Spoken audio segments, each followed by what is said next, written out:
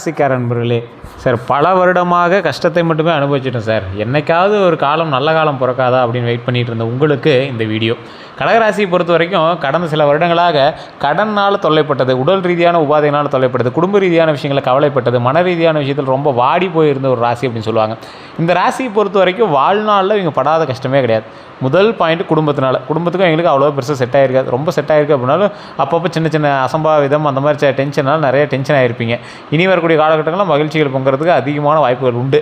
இந்த ராசியை பொறுத்த வரைக்கும் சொந்தக்காரன் தான் இவனுக்கு எதிரி, நண்பன் தான் இவனுக்கு துரோகி. இதுதான் இவனோட வாழ்க்கையுடைய எழுதப்படாத ஒரு ஜாதகம் அப்படின்னு சொல்லலாம். இந்த ராசிக்காரர்கள் தயவு செய்து இந்த வீடியோவை முழுசாக பாருங்கள். அதே போல் நிறையா பேர் வெயிட் பண்ணி கேட்டுருந்த ஒரு விஷயம் சார், 2026 பிறந்து 6-7 மாதம் ஆக போகுது, தமிழ் புத்தாண்டு பிறந்து 2 மாதம் ஆக போகுது, குரு பயிற்சி பிறந்து கூட 1 மாதம் ஆக போகுது, இந்த கடகராசி எப்போ தான் நல்ல காலம் பிறக்கும் அப்படின்னு கேட்டுருந்தீங்க. ஆக்சுவலாக இந்த கடகராசியை ஒரு முக்கியமான விஷயத்தோடு ஒப்பிட்டு பார்க்கணும். இந்த கடகராசி அப்படிங்கிறது சந்திர பகவான் அதிபதியாக இருக்கக்கூடிய ராசி. சந்திர பகவான் எந்த இடத்துல இருக்காங்களோ அவங்களுக்கும் தாய்க்கும் அடிக்கடி இப்போ சண்டை சச்சரவுகள், தாயினால் டென்ஷனு, இந்த மாதிரி விஷயங்கள் அப்பப்போ ஏற்படும் இந்த கடகராசியை பொறுத்த வரைக்கும். அதே போல் நீங்கள் போய் சேரணும்னு நினச்சாலும் தாய் கொஞ்சம் அப்பப்போ கொஞ்சம் விலகி தான் உங்கள்கிட்ட இருந்திருப்பாங்க. ஒரு காலகட்டத்தில் சேர்ந்துக்குவீங்க.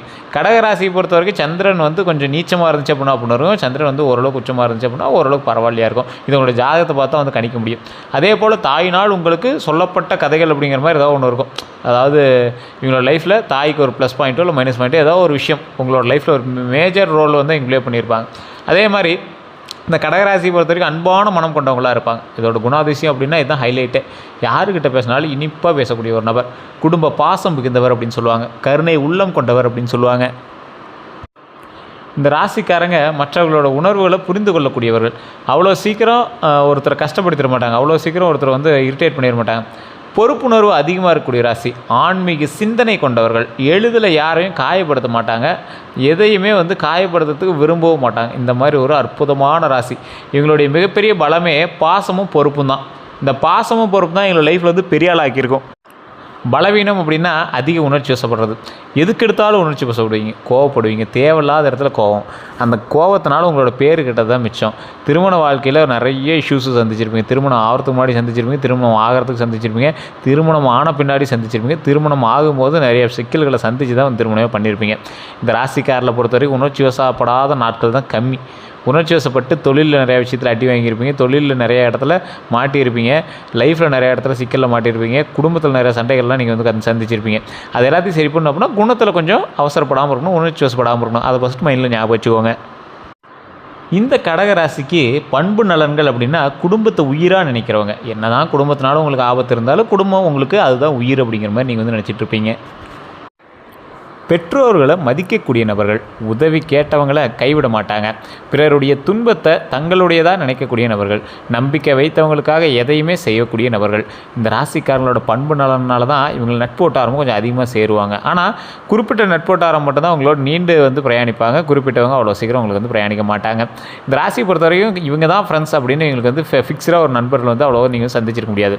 கடந்த காலத்தில் சந்தித்த கஷ்டங்கள்னு பார்த்திங்கன்னா பல கடகராசிக்காரர்களுக்கு இந்த மேஜரான சில ப்ராப்ளம் உங்களுக்கு இருந்திருக்கும். இது ரொம்ப உங்களுக்கு ஒரு மிகப்பெரிய ரோலை ப்ளே பண்ணியிருக்கும் அப்படின்னு தான் சொல்லணும். கடகராசிக்காரர்களை பொறுத்த வரைக்கும் நம்பியவர்களால் ஏமாற்றம் உங்களுக்கு ஏற்பட்டிருக்கும், குடும்ப பிரச்சனைகள் ஏற்பட்டிருக்கும், பண தட்டுப்பாடு ஏற்பட்டிருக்கும், சொத்து தகராறுகள் ஏற்பட்டிருக்கும், மன உளைச்சல்கள் ஏற்பட்டிருக்கும், தொழிலில் வளர்ச்சி தாமதம், இந்த மாதிரி விஷயங்கள்லாம் உங்களுக்கு இருந்திருக்கும். இந்த மாதிரி விஷயங்கள்னால தான் உங்களோட லைஃப்பில் அடுத்த ஸ்டேஜுக்கு போகிறதுக்கே நிறைய விஷயங்களை பயந்து பண்ணியிருப்பீங்க. 2026 பொறுத்த வரைக்கும் அதுலேயும் முக்கியமாக இந்த தமிழ் புத்தாண்டு முதல்ல என்ன நடந்தது, என்ன நல்லது நடந்திருக்கும் அப்படின்னா 2026 தமிழ் புத்தாண்டுக்கு பிறகு குடும்பத்தில் மகிழ்ச்சி அதிகரிக்கக்கூடிய ஒரு காலகட்டம், பண வரவு மேம்படக்கூடிய ஒரு காலகட்டம், தடைப்பட்ட காரியங்கள் நிறைவேறக்கூடிய ஒரு காலகட்டம், புதிய சொத்து யோகம் உண்டாகக்கூடிய ஒரு காலகட்டம், தொழிலில் முன்னேற்றம் உண்டாவதற்கான காலகட்டம், திருமண பேச்சு வெற்றியை தருவதற்கான காலகட்டம். இந்த மாதிரி நல்ல மாற்றங்கள்லாம் ஏற்படுறதுக்கான வாய்ப்புகள் 90% மேலே இருக்குது. மீது எல்லாமே உங்களோட ஜாதகத்தை செக் பண்ணி தான் சொல்லணும். சார் இப்பயும் சொல்கிறேன், இப்போ நம்ம பார்த்துட்டு இருக்கிறது ராசி பலம் தான். உங்களோட லைஃபுக்கு A to Z கம்ப்ளீட்டாக சொல்லிடுமான்னு கேட்டால் கம்ப்ளீட்டாலாம் சொல்லாது. அதையும் ஏன்னு நான் சொல்லிடுறேன். இந்த ராசியை பொறுத்த வரைக்குங்க கிட்டத்தட்ட கடகராசிக்காரன் 12 கோடி பேர் இருப்பான் இந்தியாவில். இந்த 12 கோடி பேருக்கு இப்போ நான் சொன்னது நடக்குமானா நடக்கிறதில்ல. காரணம் உங்களுக்கு ராசி மட்டும்தான் கடகம். மற்றது எல்லாம் என்ன இருக்குது, உள்ள தசாபதி இருக்குது, லக்கினம் இருக்குது, நட்சத்திரம் இருக்குது, நீங்கள் பிறந்த நேரம், பிறந்த ஊர் எல்லாம் நிறையா இருக்குல்ல, அதுக்கு தகுந்த மாதிரி தானே செயல்படும். இதில் தடைப்பட்ட காரியங்கள் நிறைவேறக்கூடிய காலகட்டங்கள்லாம் நீங்கள் ரொம்ப நாளாக எதிர்பார்த்த ஒரு விஷயமா இருக்கும்.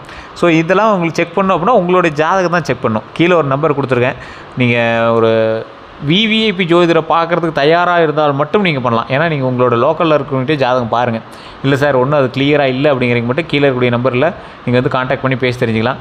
பிரபல ஜோதிடர் தான் உங்கள்கிட்ட வந்து பேசுவார். அதுவுமே வந்து பார்த்திங்கன்னா அப்பாயின்மெண்ட் பேசிஸ் தான் நீங்கள் வந்து ஜோதிடம் பார்க்குற மாதிரி இருக்கும். வெயிட் பண்ணி தான் பார்க்குற மாதிரி இருக்கும். உங்களுக்கு ஐடியா இருக்கிறீங்க படி ஜஸ்ட் கால் பண்ணி பேசி நீங்கள் வந்து அதுக்கு தகுந்த மாதிரி பார்த்துக்கலாம். இது ப்ரமோஷனாக எடுத்துட்டாலும் சரி, இல்லை அட்வர்டைஸ்மெண்ட் எடுத்துட்டாலும் சரி, அது உங்களுடைய விருப்பம்.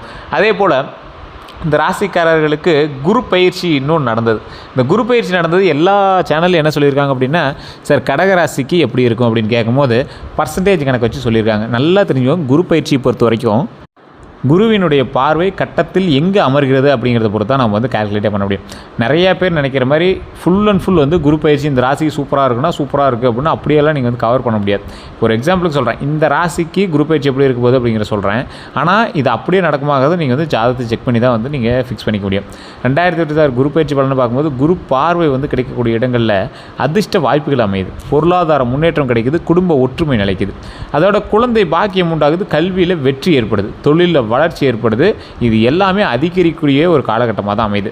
நீண்ட நாட்களாக காத்திருந்த சில நல்ல விஷயங்கள் இந்த இடத்துல நடைபெற வாய்ப்பு அதிகமாகவே இருக்குதுங்க. அதே போல் குரு பயிற்சியில் செய்ய வேண்டியவைன்னு பார்த்திங்கன்னா, வியாழக்கிழமை விரதம், தட்சிணாமூர்த்தி வழிபாடு, மஞ்சள் பூ அர்ச்சனை, அதே போல் ஏழைகளுக்கு உணவு தானம். அதே போல் இந்த ராசிக்காரங்க இன்னொரு விஷயத்து மைண்டில் நல்லா ஞாபகம் வச்சுக்கோங்க, குரு காயத்ரி ஜபம்னு சொல்லுவாங்க. அதாவது குரு பகவான் நீங்கள் வழிபட்டீங்க அப்படின்னாவே அது மிகப்பெரிய ஒரு விஷயந்தான். இதில் ஆசிரியர்களுக்கு மரியாதை தரணும். அதே போல் பெரியவங்க மூர்த்தவங்க யாராவது இருந்தாங்கன்னா அவங்ககிட்ட தயவு செய்து சாபம் வாங்கிறாதீங்க, அவங்ககிட்ட வாழ்த்தி அவங்ககிட்ட ஆசி பெறுறது ரொம்பவே நல்லது. இந்த டைமில் நீங்கள் செய்யக்கூடாது என்ன தெரியுமா, பெரியவர்களை அவமதிக்கிறது.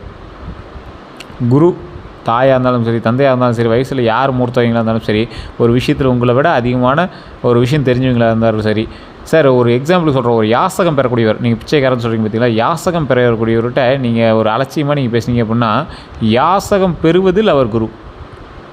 புரியுதா? அப்போ பெரியவங்கக்கிட்ட நீங்கள் மதித்து நடக்கணும், மனிதாபிமானத்தோடு நடக்கணும், யாருக்கிட்டேயும் தேவையில்லாத கோவப்படக்கூடாது அப்படின்னு ஞாபகம் வச்சுக்கோங்க. அதே மாதிரி கோவத்தில் முடிவெடுக்கக்கூடாது, அதை மட்டும் மைண்டில் நல்லா ஞாபகம் வச்சுக்கோங்க. தேவையற்ற கடன் கூடவே கூடாது இந்த காலகட்டத்தில். நண்பர்களுக்காக ஜாமீனில் நிற்கவே கூடாது. யாராவது கையெழுத்து போட சொல்கிறாங்க, இல்லைனா நட்பு முறிஞ்சிருங்கிறான், இதுங்கிறான், தயவு செய்து சொல்கிறேன், நண்பர்கள்ட்ட ஜாமீன் போட்டு மாட்டிக்காதீங்க. இது இந்த ராசிக்கே உண்டான ஒரு மிகப்பெரிய ஒரு விஷயம். தயவு செய்து அதில் மாட்டிக்காதீங்க. அவன் சண்டை போட்டு உங்களுக்கு நட்பே இல்லைனாலும் பரவாயில்ல, நீங்கள் அதில் மாட்டிக்காதீங்க. குடும்ப உறுப்பினர்களை புறக்கணிக்கிறது. குடும்ப உறுப்பினர்களை புறக்கணிக்கிறது அப்படின்னா தேவையில்லாத குடும்ப உறுப்பினர்கள்ட்ட ஒரு சண்டை போட்டுக்கிறது, அதுக்காக அது இதுன்னு மாற்றி பேசுகிறது, இந்த மாதிரி விஷயங்கள்லேருந்து கொஞ்சம் விலகி இருக்கிறது ரொம்பவே நல்லதுங்க. செய்வினை பில்லி சுனியை போன்றவெல்லாம் இந்த ராசிக்கு பழிக்கும்னா, ஆன்மீக மரபுகளின்படி மன உறுதி குறைந்திருக்கும் போது பயம் அதிகமாக தோன்றுங்க. கடவுள் நம்பிக்கை, நல்ல செயல்கள் மற்றும் நேர்மை சிந்தனை மன வலிமையை அதிகரிக்கும் அப்படிங்கிறது ஞாபகம் வச்சுக்கோங்க. எந்தவித எதிர்மறை சக்திகளையும் விட மன உறுதி மற்றும் தன்னம்பிக்கை மிகப்பெரிய பாதுகாப்பு. அதனால் குலதெய்வ கோயிலுக்கு போயிட்டு வாங்க. எது இருந்தாலும் கொஞ்சம் கான்ஃபிடென்ட்டாக இருந்தீங்க அப்படின்னா இந்த ராசிக்கு செல்லுபடியாகும். அதே போல் இந்த செய்வினை பில்லி சுனியெல்லாம் இந்த ராசிக்கு ஒரு 50% தான் செல்லுபடியாகும். மீதி இருக்கிற 50%லாம் வந்து பார்த்திங்கன்னா அவங்க சிம்டம்ஸ் ஏதாவது தெரியுதான்னு பாருங்கள்.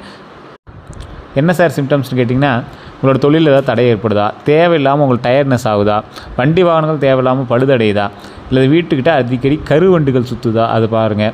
இதெல்லாம் வந்து நீங்கள் டெஸ்ட் பண்ணிங்க அப்படின்னா அதை வச்சு உங்களுக்கு ஏதாவது செஞ்சுருக்காங்களான்னு தெரிஞ்சுக்கலாம். அதை எப்படி சார் விளக்குறது அப்படின்னா, குலதெய்வ கோயிலுக்கு போயிட்டு வாங்க, இல்லைனா கீழே இருக்கக்கூடிய நம்பருக்கு நீங்கள் வந்து ஃபோன் பண்ணி அதன் மூலமாக நீங்கள் வந்து தெரிஞ்சுக்கலாம். அதே போல் திருமண பலன்கள்னு பார்க்கும்போது, திருமண தடை இருந்தவர்களுக்கு நல்ல வரன் அமையறதுக்கான வாய்ப்புகள் உண்டாகுதுங்க.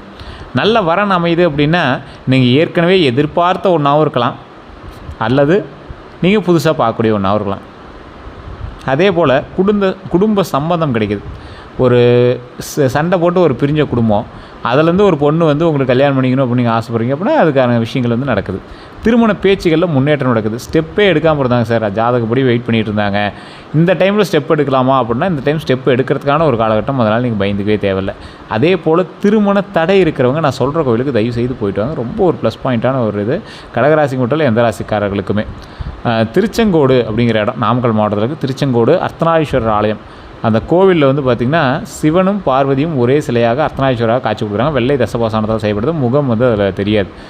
நீங்கள் பூஜை பண்ணும்போது மட்டும் காலில் ஒரு கால் மட்டும் அப்படியே புடவை லைட்டாக தூக்கி காட்டுவாங்க. அந்த இடத்துல கொலுசு இருக்கிறத காட்டி பூஜை பண்ணுவாங்க. அந்த சிலைக்கு பக்கத்துலேயே வந்து பார்த்திங்கன்னா அந்த சன்னதிக்கு பக்கத்துலேயே வந்து பார்த்திங்கன்னா இன்னொரு சன்னதி, முருகருக்கான சன்னதி, செங்கோடு வேலவர் அப்படின்னு, அதாவது செங்கோடுனா திருச்செங்கோடு, அந்த மலை மீது இருக்கக்கூடிய செங்கோடு வேலவர் அப்படின்னு அந்த சாமிக்கு பெயர். கையில் வந்து சேவல் இருக்கிற மாதிரி ஒரு வடிவமில் அந்த சாமி இருக்கும். அதுக்கும் வந்து ஃபேஸ் காட்டியிருக்க மாட்டாங்க. மேலே வந்து உச்சி பிள்ளையார்னு இருக்குது. ஸோ இது 3ம் ஒரே மலையில் இருக்குது. அப்போ என்னது, சிவனும் பார்வதியும் விநாயகரும் முருகரும் ஒரு குடும்ப சமேதர்களாக அங்கே காட்சியளிக்கக்கூடிய ஒரு ஸ்தலமாக அந்த ஸ்தலம் வந்து அமையுது. அந்த இடத்துல போய் திருமண பாக்கியத்துக்காக வழிபட்டிங்கன்னா மிகப்பெரிய நல்லது. நீங்கள் படியேறி போனீங்கன்னா 1200 படிக்கட்டு, படி ஏறும் போதே வந்து பார்த்திங்கன்னா பாம்பு இருக்கும், 60 அடி பாம்பு சிலை இருக்கும், அதை வழிபட்டே போயிடலாம். மேலே நிறைய இடத்துல பாம்புகளோட உருவத்தை நீங்கள் வந்து பார்க்க முடியும். தோஷங்களால் திருமணம் நடக்காமல் இருக்கக்கூடிய நபர்கள் இந்த கோயிலுக்கு போயிட்டு வாங்க. திருமணமாகி சண்டை சச்சரவில் இருக்கக்கூடிய நபர்களும் இந்த கோயிலுக்கு போயிட்டு வாங்க. திருமணமாகி நிறைய பேர் அந்த இடத்துல போய் மாலை மாற்றிட்டு வராங்க, ரொம்ப நல்லது. திருமணம் ஆகாத தம்பதிகள் லவ் பண்ணிகிட்டு இருக்காங்க, அந்த கோயிலுக்கு போயிட்டு இருந்தால் கல்யாணம் ஆகும்னு ஆசைப்படுறீங்கன்னா போயிட்டு இருந்தீங்கன்னா ரொம்ப நல்லது. நிறைய பேருக்கு அது அந்த கோயில் வந்து மிகப்பெரிய ஒரு ஸ்தலம், ஒரு மிகப்பெரிய புண்ணிய ஸ்தலம். அது நிறைய பேர் வரலாறுலேயே தெரியாத அளவுக்கு சில கோயில்கள் இருக்குன்னா அதில் ஒரு முக்கியமான கோயில் அது அப்படின்னு தான் சொல்லணும். ஸோ அந்தளவுக்கு ஒரு கோயில், அந்த கோயில் கண்டிப்பாக போயிட்டு வாங்க. திருமண மாணவங்களுக்கு ஒற்றுமை அதிகரிக்கக்கூடிய ஒரு காலகட்டம் இந்த காலகட்டம், குடும்ப சந்தோஷம் உயரக்கூடிய காலகட்டம். நீங்களும் கண்டிப்பாக அர்த்தநாரீஸ்வரர் கோயிலுக்கு போயிட்டாங்க, ரொம்ப நல்லது. அதே போல் குழந்தை பாக்கியம், குழந்தை வர வேண்டி காத்துட்ருக்கிறவங்களுக்கு 2026லேருந்தே வாய்ப்புகள் இருக்குது. காத்திருந்தோம், நல்ல ஒரு முன்னேற்றமும் இருக்குது. அதேமாதிரி குழந்தைகளுடைய கல்வியில் சாதனை உண்டு.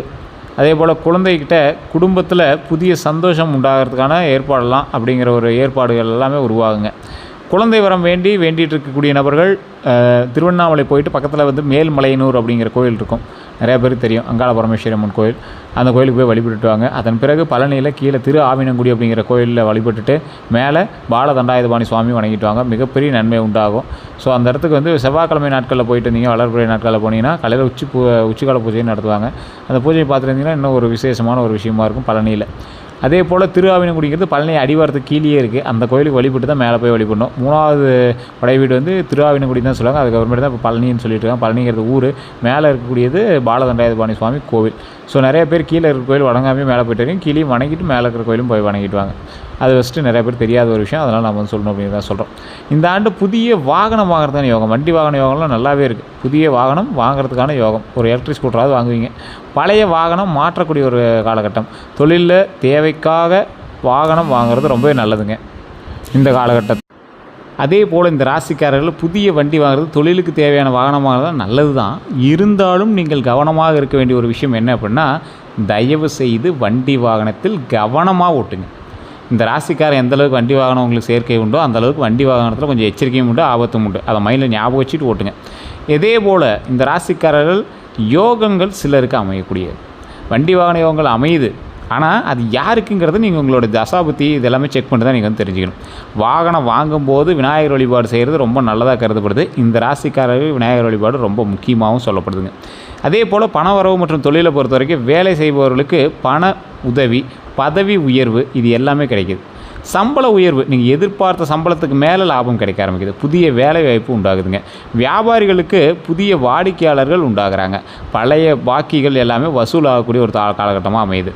லாபம் உயரக்கூடிய ஒரு காலகட்டமாக நடக்க கொடுங்க.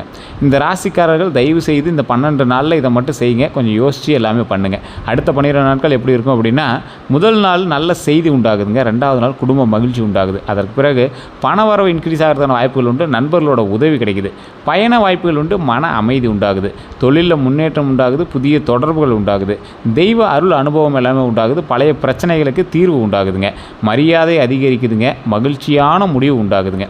இந்த 12 நாட்களும் நல்லதாகவே நடக்குது. அப்படிங்கிற பட்சத்தில் உங்களுக்கு தசாபுத்தி சரியாக அமைஞ்சிருக்குது அப்படின்னா இப்போ நான் சொன்னது உங்களுக்கு கன்ஃபார்ம் நடக்கும். இல்லை சார் இது இன்னையிலேருந்து எப்படி சார் அதை நோட் பண்ணுறது அப்படின்னா, இன்னையிலேருந்து செக் பண்ணுங்கள். இப்போ நான் சொன்ன விஷயங்கள் நடக்குது. இந்த வீடியோ சேவ் பண்ணிக்கோங்க, இல்லைனா உங்களுக்கு ஷேர் பண்ணி வாட்ஸ்அப்பில் உங்களோட நண்பர்களுக்கு ஷேர் பண்ணி வச்சுருங்க. இந்த 12 நாட்கள் இது உங்களுக்கு ஓரளவுக்கு ஸ்லோவாக இருக்குங்கிற பட்சத்தில் உங்களுடைய ஜாதகத்தில் உங்களுடைய ராசியை ஏதோ ஒரு கிரகம் உங்களை ஒரு மாதிரி ஷேக் பண்ண ஆரம்பிக்குது அப்படின்னு அர்த்தம். ஏன்னா இப்போ நல்லா இருக்குது காலகட்டம், இதுலேயும் உங்களுக்கு ஒரு மோசமாக இருக்குது அப்படின்னா உங்களோட பிரயாணிக்கக்கூடிய வேறு ஒரு ராசி உங்களை டேமேஜ் பண்ணணும். அப்படி இல்லைனா உங்களோட ராசிலேயே தசாபுத்தி ஏதாவது உங்களை டேமேஜ் பண்ணிகிட்டு இருக்கும். யாருக்கிட்ட எச்சரிக்கையாக இருக்கணும் அப்படின்னா, பொறாமை கொண்ட உறவினர்கள்ட்ட எச்சரிக்கையாக இருங்க. பணம் வாங்கிட்டு திருப்பி தராதவங்ககிட்ட எச்சரிக்கையாக இருங்க. ரகசியங்களை தெரிஞ்சுக்கிட்டு உங்கள்கிட்ட அப்படியே கொஞ்சம் பிளாக்மெயில் பண்ணுறனோ இல்லை ரகசியங்களை தெரிஞ்சுக்க முயற்சி பண்ணுறவங்ககிட்ட நீங்கள் ரொம்ப எச்சரிக்கையாக இருங்க. உங்களை பயன்படுத்த நினைப்பவர்கிட்ட ரொம்ப எச்சரிக்கையாக இருங்க. அதே போல் இந்த ராசிக்காரில் பொறுத்தவரைக்கும் கந்திஷ்டி கண்டிப்பாக விடும். ஏன்னா நீங்கள் டக்குன்னு வளர்ந்து வர ராசி, திடீர்னு இத்தனை நாளாக சோகத்தில் வந்து திடீர்னு உங்களுக்கு ஒரு வளர்ச்சி இருந்தால் கண்டிப்பாக கந்திஷ்டி இருக்கும்ல. கடகராசிக்காரர்களுக்கு குடும்ப மகிழ்ச்சி மீது கந்திஷ்டி இருக்குது. குழந்தைகள் மீது கந்திஷ்டி உண்டு, புதிய வீடு மீது கந்திஷ்டி உண்டு, வாகனம் மீது கந்திஷ்டி உண்டு. திருஷ்டி விழுகிறது அப்படிங்கிறது பலரோட நம்பிக்கை. ஆனால் இந்த திருஷ்டி விழுகுது அப்படின்னா தயவுசெய்து குலதெய்வ வழிபாடு பண்ணுங்கள். இன்னும் நீங்கள் வணங்க வேண்டிய தெய்வங்கள் திருஷ்டிக்காக நீங்கள் வந்து வணங்க வேண்டிய தெய்வங்கள்னு பார்த்தீங்கன்னா துர்க்கையம்மன் வழிபாடு, காளியம்மன் வழிபாடு, மாரியம்மன் வழிபாடு, கருப்பசாமி வழிபாடு, ஆஞ்சநேயர் வழிபாடு. இது எல்லாமே உங்களுக்கு தெரிஞ்ச தெய்வம் தான். பக்கத்துலேயே இருக்க கோயில் தான். எப்போ போனீங்க அப்படின்னாலும் அந்த இடத்துல நின்று வழிபட்டுவாங்க, ரொம்ப நல்லது. கடகராசிக்காரர்கள் வணங்க வேண்டிய தெய்வங்கள் அப்படின்னா எப்போவுமே அம்மன் தெய்வம் வந்து கடகராசிக்கு கொஞ்சம் பொருத்தமான தெய்வம். முக்கிய தெய்வங்களில் அம்மன் வந்துடுவாங்க. சிவபெருமான், முருகபெருமான், பெருமாள், விநாயகர், இந்த தெய்வங்கள் உங்களுக்கு மிகப்பெரிய ஒரு நன்மையை தரக்கூடிய தெய்வமாக இருப்பாங்க. சந்திர தோஷ நிவர்த்திக்காக திங்கக்கிழமையில் சிவன் வழிபாடு பண்ணிங்க அப்படின்னா சந்திரத்துக்கான உங்களுக்கு தோஷ நிவர்த்தி ஏற்படுது. எந்த நிற ஆடை நல்லது அப்படின்னா வெள்ளை, இளநீலம், வெள்ளி நிறம், அதே போல் க்ரீம் நிறம். இது வந்து உங்களுக்கு ரொம்ப நல்லது. இந்த நிறத்தில் ஆடை போட்டிங்கன்னா ரொம்ப நல்லது. எந்த ஆடையை வந்து தானம் செய்கிறீங்க அப்படின்னா வெள்ளை வேஷ்டி, வெள்ளை சேலை, மாணவர்களுக்கு சீருடை, ஏழைகளுக்கு துணி தானம் பண்ணிங்கன்னா ரொம்ப நல்லதுங்க. எந்த ரத்தினம் நல்லது அப்படின்னா கடகராசிக்காரர்களுக்கு முத்து, பேர்ல் அப்படின்னு சொல்லுவாங்க, மூன் ஸ்டோன் அப்படின்னு சொல்லுவாங்க. ஸோ இது எல்லாமே உங்களுக்கு ரொம்ப நல்லது. பொதுவாக பரிந்துரைக்கப்படுது. ஆனால் ரத்தினம் அணிவதற்கு முன்னாடி நிபுணர்கள்ட்ட ஆலோசனை பெற்று பண்ணுங்கள். கீழே ஜோதிட நம்பர் கொடுத்துருக்க வேணும் அப்படின்னா நீங்கள் அதை செக் பண்ணிட்டு அதுக்கப்புறமேட்டு நீங்கள் வந்து போடலாம். நீங்கள் லோக்கல்லே வாங்கி கூட போட்டுக்கலாம். செல்ல வேண்டிய கோயில்கள் அப்படின்னா திருச்செந்தூர் முருகன் கோயிலுங்க ஃபஸ்ட்டு. அதே போல் முருகர் கோயில் எல்லாமே உங்களுக்கு நல்லதுன்னு சொல்லிட்டேன். பழனி முருகர் கோயில், திருவண்ணாமலை அருணாச்சலேஸ்வரர் கோயில், மதுரை மீனாட்சி அம்மன் கோயில், சமயபுரம் மாரியம்மன் கோயில். இதில் எந்த கோயிலுக்கு நீங்கள் போயிட்டு இருந்தாலும் நல்லதான். எல்லா கோயிலுக்கும் போயிட்டு இருந்தால் இன்னும் சூப்பர் தான். அதே போல் கடகராசிக்காரர்களுக்கு மறைந்திருக்கக்கூடிய திறமைகள்லாம் சிறந்த ஆலோசகர் நீங்கள். ஈஸியாக நீங்கள் வந்து அட்வைஸ் பண்ணிடுவீங்க. நல்ல ஆசிரியர் நீங்கள். மருத்துவத்துறையில் திறமை வாய்ந்த ஒரு நபர் நீங்கள். ஆன்மீக சேவையில் ஆர்வம் கொண்டவங்க நீங்கள். சமூக சேவையில் முன்னிலையில் இருக்கக்கூடிய ஒரு நபர் நீங்கள். ஸோ இந்த டைப்லாம் நீங்கள் ஏதாவது ஒரு விஷயம் உங்களுக்கு மேட்ச் ஆகலை அப்படின்னா கூட உங்களுடைய ஜாதகத்தை நீங்கள் செக் பண்ணியே ஆகணும் அப்படிங்கிறது ஞாபகம் வச்சுக்கோங்க. அதிர்ஷ்டமான எண் 2, 7, 11, 20. அதிர்ஷ்ட நாட்கள் திங்கள், வியாழன், வெள்ளி. அதிர்ஷ்ட மலர்கள் வெள்ளை அரளி, மல்லிகை, தாமரை. இந்த ராசிக்கு சிறப்பான செய்தி சொல்லணும் அப்படின்னா 2026 உங்களுக்கு நல்லது தான் நடந்துகிட்ருக்கு. ஒன்றும் பெரிய இஷ்யூஸ் இல்லை சார், ஒன்றும் கொஞ்சம் லேக் அடிக்கிற மாதிரி இருக்குது அப்படின்னா உங்களுடைய ஜாதகத்தின் பால் ஏதாவது சின்ன சின்ன கிளர்ச்சிகள் இருக்குமே தவிர மற்றபடி ஒன்றும் ப்ராப்ளம் இல்லை. 2026 அப்படிங்கிறது பல கடகராசிக்காரர்களுக்கு குடும்ப வளர்ச்சி, பண முன்னேற்றம், திருமண யோகம், குழந்தை பாக்கியம், வீடு மற்றும் வாகன யோகம், ஆன்மீக உயர்வு, இந்த மாதிரி நல்ல வாய்ப்புகளை தரக்கூடிய ஆண்டாக அமைகிறங்க.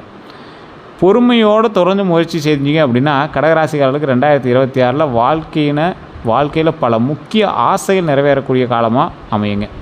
இந்த ராசிகளுக்கு தயவுசெய்து நான் சொல்கிற ஒரு பாயிண்ட் நோட் பண்ணிக்கோங்க. கடகராசியை பொறுத்த வரைக்கும் அவசரத்தினால நிறைய விஷயத்தை மாட்டிகிட்ருக்கீங்க. தயவுசெய்து கொஞ்சம் பொறுமையாக நிதானமாக இருங்க. அதே போல் எப்போ ஃப்ரீயாக இருந்தீங்கனாலும் விநாயகர் வழிபாடு பண்ணுங்கள். ஓம் விநாயகரே போற்றி, ஓம் விநாயகரே போற்றி, ஓம் விநாயகரே போற்றி அப்படின்னு வழிபட்டீங்க அப்படின்னா உங்களுடைய பிரச்சனைகள் சால்வ் ஆகிறதுக்கு மிகப்பெரிய உறுதுணையாக இருப்பார். அதே போல் உங்களுடைய ஒரு கேள்விகள் ஏதாவது இருக்குது. இப்போ நம்ம சொன்ன விஷயத்தில் உங்களுக்கு ஏதாவது உண்மைகள் இருந்தது அப்படின்னா மறக்காமல், உண்மையாக இருந்தது அப்படின்னா உண்மைன்னு கமெண்ட் பண்ணுங்கள். இல்லை ஏதாவது கேள்விகள் இருந்தது அப்படின்னா மறக்காம கமெண்ட் செக்ஷனில் பதிவிடுங்க. கண்டிப்பாக அது உங்களோட நண்பர்களுக்கு பகிருங்க. இதுவரை நம்ம சேனலை சப்ஸ்கிரைப் பண்ணாமல் தான் சப்ஸ்கிரைப் பண்ணிக்கோங்க. பக்கத்தில் பெல் பட்டன் மறக்காமல் ப்ரெஸ் பண்ணிக்கோங்க. நிறைய பேர் வந்து நம்ம சேனலை ஃபாலோ பண்ண பார்த்துருக்கீங்க, ஃபேஸ்புக்கில் ஃபாலோ பண்ண பார்த்துருக்கீங்க, யூடியூப்லாம் சப்ஸ்கிரைப் பண்ண பார்த்துருக்கீங்க. நீங்கள் சப்ஸ்கிரைப் பண்ணிங்க அப்படின்னா தான் அடுத்த வீடியோக்கள் எங்களுக்கு போட தோணும். அதோட தகவல் எல்லாமே எங்களுக்கு சொல்ல தரும். நான் சொன்னது உண்மையாக அப்படின்னு மறக்காம கமெண்ட் செக்ஷனில் பதிவிடுங்க. எல்லோருக்கும்